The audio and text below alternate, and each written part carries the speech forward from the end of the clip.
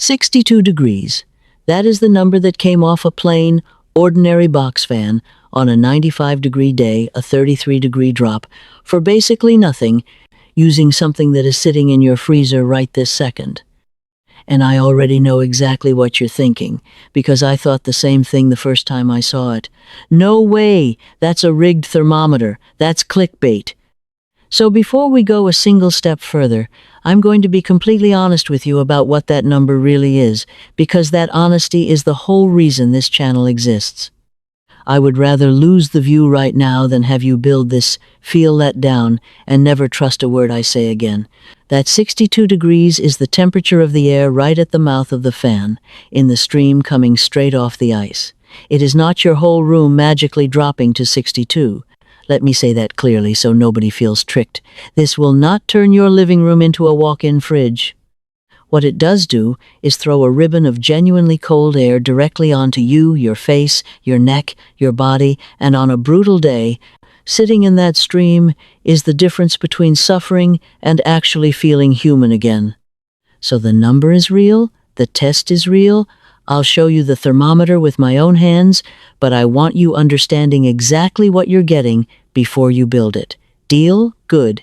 Let's turn your box fan into a personal air conditioner for free. And I mean free. You almost certainly already own the two things that matter. The first is the box fan itself, that big flat square fan that half of us have shoved in a closet somewhere. The second is water. That's it. You fill a few empty bottles with water, or you reuse the ones you've already got, and you freeze them overnight.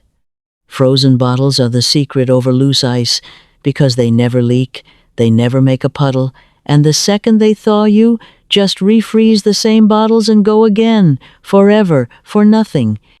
If you happen to have reusable ice packs lying around, even better, but plain frozen water bottles work beautifully and cost you not a single cent. And that's really the whole point of this build. Everybody else wants to sell you a gadget, a special attachment, some plastic thing off the internet. You don't need any of it.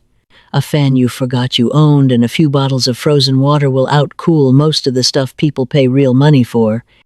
Now here is the one detail that separates a box fan that blows genuinely cold air from one that just wastes your ice. And almost everybody gets it wrong. You do not put the ice in front of the fan. You put it behind it, on the intake side, the back, where the fan pulls air in. Think about what the fan actually does. It sucks air in through the back and pushes it out the front. So if you want cold air coming out, you have to chill the air before it gets pushed, which means the ice belongs on the intake. Line your frozen bottles up across the back of the fan. Cover as much of that square as you possibly can, and the fan will drag every bit of incoming air right past that cold before it ever reaches you.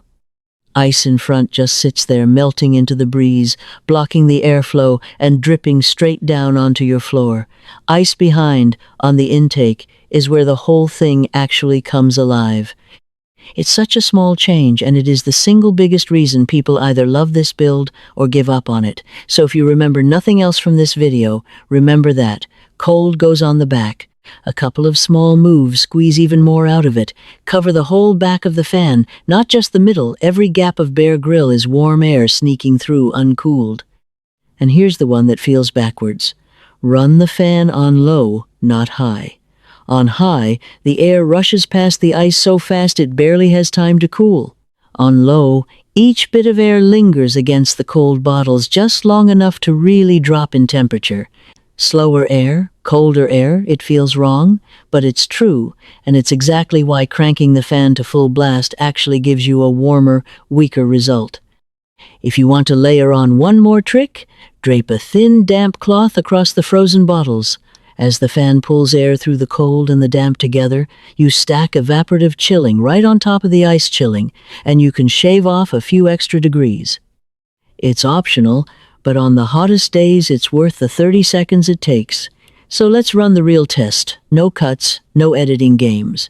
I've got one thermometer reading the plain room air, there it is, sitting up around 95 on a day like today. Now I'm holding the second thermometer right at the front of the fan, dead center in the stream, pouring off those frozen bottles. Watch the number. It slides down. and settles right around 62. That is a real, measured, 33-degree difference between the room and the air landing on your skin. And you don't need the thermometer to believe it. Put your hand in that stream and it feels like opening the freezer door on a blazing summer afternoon. That cold hitting your palm, that little shock of relief, that's the whole reason we're here. No gas, no compressor, no bill, no installation. Just moving air across frozen water, the simplest cooling idea there is. Now the honest limits, because you deserve them. That cold lasts exactly as long as your bottles stay frozen, usually a couple of hours of strong output per set, longer if you pack in more and keep them tight against the grill. Keep a second batch quietly waiting in the freezer and just swap them in the moment the first set goes soft, and you've got cold air on tap all day long for the price of absolutely nothing but a little freezer space and the few pennies it costs to run a fan. This is a personal cooler. It's incredible if you're sitting a few feet in front of it, and it fades the further away you get, so aim it at where you actually sit or sleep. And like anything using evaporation and ice, it hits hardest in dry heat and softens up in heavy humidity. None of that is a knock on it for $0. Throwing 30+ degrees of cold onto your body is a genuinely absurd deal. You just deserve to know the shape of what you're getting